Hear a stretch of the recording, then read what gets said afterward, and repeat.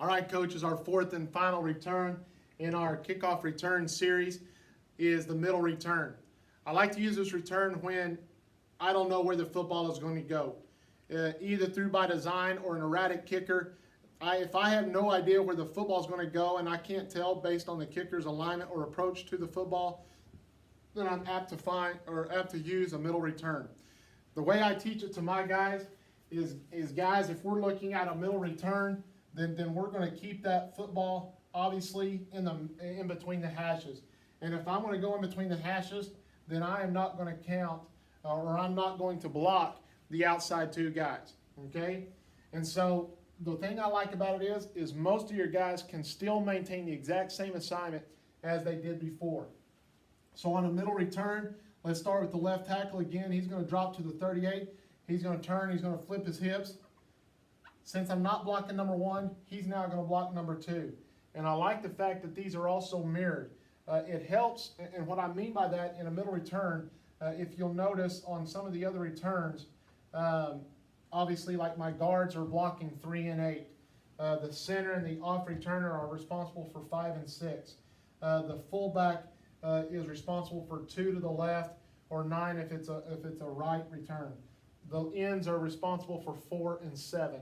And I think that is helpful, especially in a football game. Let's say that you get an injury, and let's say that you really want to run the return here. Well, these guys are interchangeable to the fact that if this guy gets hurt and this is the next best guy, and you want to run a left return, though, you can put him here, and I think he understands the concept of the return enough and who he's blocking. It should be very, very similar for him.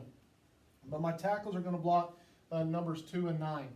The center and the fullback are going to work on numbers 5 and 6. Okay? What I tell people is whichever one of these is better, give that person to the fullback. So in this instance, let's say that number 6 is better. The fullback will take number 6. The center is going to drop to about the 38, and he'll take number 5. The guards, just like they had on cloud, sky, and clear, are going to have numbers 3 and 8. So they will drop here, take number 3, drop here, and take number 8. The ends are going to cross block, all right? So, and that's a slight change for them, but it's still taking number 4 and 7. So the end here, he would have number 7. This end here would come across and take number 4, okay? And take number 4. When looking at the back end here, let's say that they just happen to kick it to the left returner, the middle returner and the right returner would work toward him, make sure the ball is caught, and they would lead block, clean up inside, and the returner who catches the football would get it inside the hash. We go back to these ends, you say, why do you have them cross block? Why do you have them do that?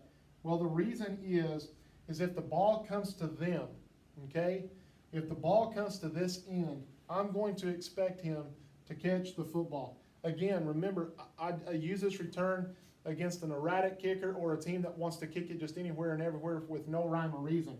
So if the ball comes to this end, personnel-wise, hopefully he's a tight end and a tight end that can move.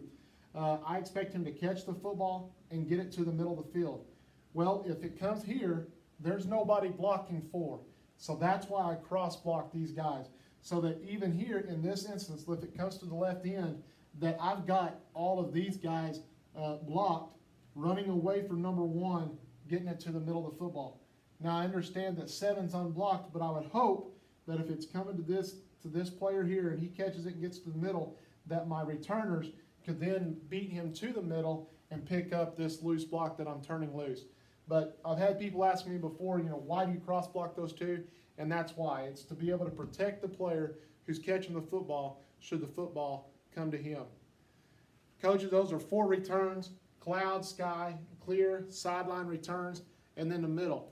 I think using those 4 returns, it keeps your assignments the same for the most part, and it just changes slightly the leverage of what you're looking for. I think you can practice it a lot. I think you can execute at a high level, and if you use it, I think it'll make your program better.